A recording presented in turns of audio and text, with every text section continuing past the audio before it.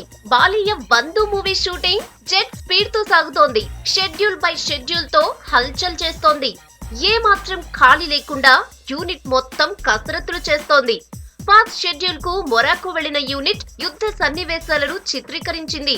హైదరాబాద్ వచ్చిన యూనిట్ 7 ఎకరాల సెట్ లో సముద్రాన్ని క్రియేట్ చేశారు. ఇప్పుడు మరో టూర్ కు రెడీ అవుతుందట. జార్జియాలో వార్ సీన్స్ చేయాలని చెప్పాడట క్రిష్.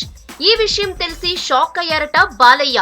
మొరాకోలో తీసిన సన్నివేశాలతో విదేశీ టూర్ షెడ్యూల్ క్లోజ్ అని సమాచారం. ఇప్పుడు మళ్లీ విదేశీ షెడ్యూల్ ఏంటి అని ఆశ్చర్యం వ్యక్తం చేశాడట బాలయ్య. మొరాకో షెడ్యూల్లోనే ఇప్పటి చిత్రీకరణను కూడా పూర్తి చేసుంటే బాగుండేదనే అభిప్రాయం వ్యక్తం చేశాడట.